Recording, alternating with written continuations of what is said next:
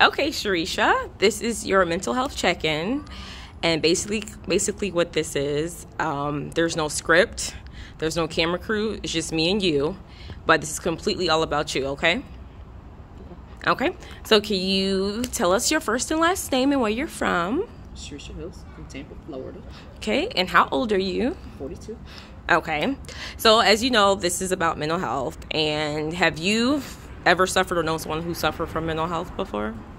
Yeah, I mean, I have personally just tough times playing sports and really related to the sports world and a little bit afterwards, but, you know, having to lose the hope of a dream that you had for so long and having to switch that up and switch gears.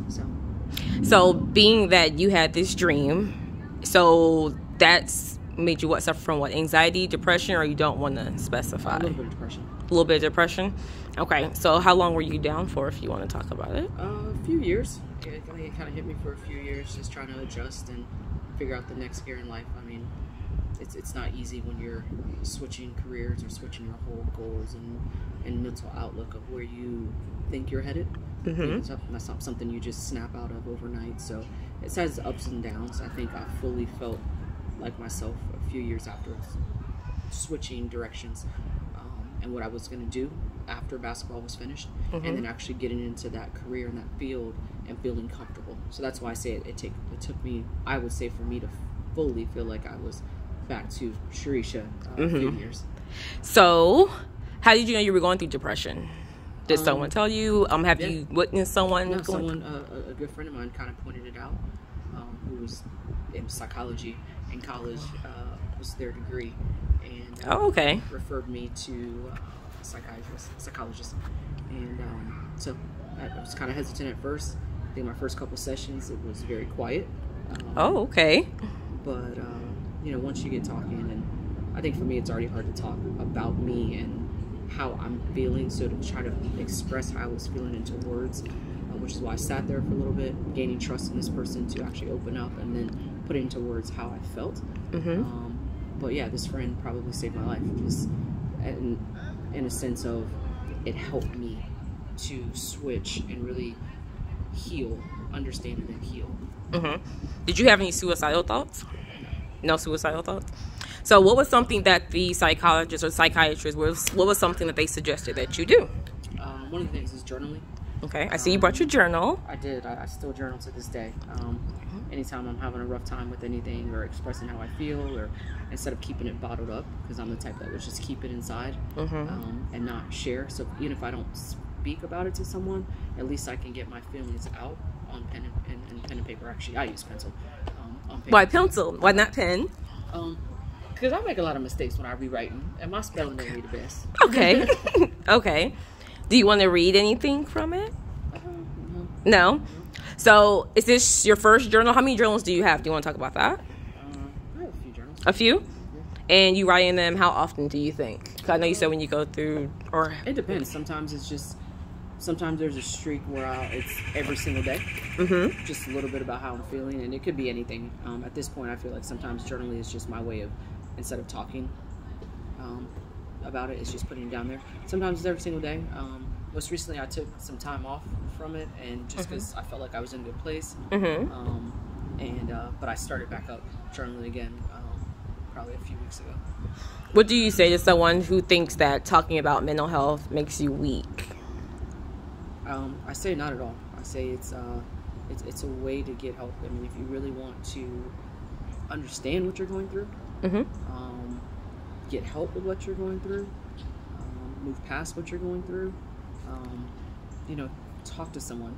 And it doesn't always have to be a psychologist or a trained professional. Sometimes it's just talking to a friend, talking to a confidant, talking to someone about how you feel on your side, what's going on in your head, your thoughts, but really not keeping all those thoughts to yourself and then weighing you down even more. So bottling in is not a suggestion that you would give I'm someone. no professional, but in my own situation, no, bottling in was not helping me, because I'm the only person thinking about these thoughts. I'm only hearing it from one side. You know, hearing it from someone else's perspective of what I'm going through, maybe I'm overreacting, maybe I'm overthinking it. So even talking to friends, just getting it out there and saying, hey, here's what I'm going through, and hearing their side. So I know sometimes in your daily routine you do encounter children. Are there kids? Because I don't mention this, but I know with my niece, there's one of her friends had committed suicide, and they were only 15. So do kids even approach you about it, or do you even hear kids even talking about it these days? I'm sure they do. I don't have a direct connection with the kids. But, Yeah. In that sense, but you know, I'm sure they do. I have friends who are teachers, and so just hearing from their side some of the things they hear in the school setting, whatever that age may be, elementary, middle, high school, even college. You know, talking to them, yes, it sounds like it is out there. So with your journaling, do you take it everywhere you go, or is it just something that you leave at the house? Something I leave at the house. It's just something I do at night, just to write that down, or if I'm at home during the day, if I go home for lunch, but generally it's at night. It's kind of a recap of my day and how I was feeling that day, or what clicked, what didn't, what triggered some feelings, what triggered some emotions, and writing down in that journal and sitting it over to the side. Do you cry sometimes when you write? Yeah, actually I do. Yeah. And you know, I ask you these questions because people think that, you know, crying or expressing your feelings is weak. I mean, I've had even professional athletes who've turned down even doing this because afraid of losing endorsements and things like that. Wow. Because basically what people think about them. So being that this is like a mental health check-in, what do you suggest? Like, how do you feel actually being checked on? Because this is something why I wanted to start this, because sometimes you just want to be checked on. Sometimes you're the person, you know, I know sometimes, you know, what you do in your daily routine, you're always, you know, for everyone else. So how does it feel to be checked on for once? I mean, I'm sure your friends check on you, but you know. No, it's good. You know, I do have friends who will just check on, you know, we don't talk all the time. Some of my best friends, you know, that's the best thing about friendships, is like they almost have this sense of maybe something's going on, or they just, hey, I just called just check in. A friend of mine today just, hey, I just called, see how you're doing. What's going on? I know I hadn't talked to you. I might see you on social media, but how are you really doing? You know? So yeah, I think if you have friends out there, you never know what anyone's going through, and a lot of people can can mask it differently on the outside, not knowing what they're dealing with internally. So even the strongest person may seem like they're good on the outside and everything's great with them, but really inside they could be hurting or suffering or going through something internally. Well, and that's another reason why I wanted you to do this, because like I look at you as a very strong person. Like with everything you do, you know, you're very always doing something, you know, for others. So that's why I wanted you to be one of the people that did one of these mental health check-ins, because people might think, you know, looking at you or what they see from me, oh, you know, she's always got it together. I have my ups and downs, and just I assume like anybody else, some of my lows could be lower than the average person. So my highs can be higher than the average person, but no, I'm not perfect by any means. I do pour myself into a lot of things, a lot of people.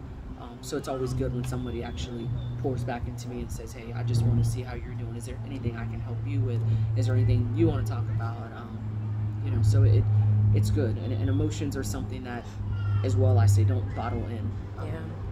You know, if you want to cry, cry. If you want to scream, you want to yell, you want to throw something, get that out, because holding those emotions in is the same thing as holding those conversations and thoughts that you have internally. Eventually, it's going to weigh on you too. It's going to build up until you get to a point where, you know, you may explode. Not that that's everyone's thing, but you know, the next smallest thing could set you off. Because you've built up, you know, those emotions for so long. Well, that's great advice, Sherisha, and I do want to thank you for doing this mental health check-in.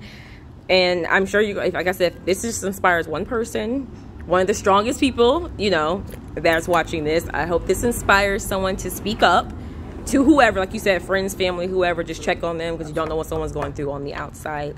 So, Sherisha, this has been your mental health check-in, and thank you for doing this. Absolutely. All right, take care. Bye.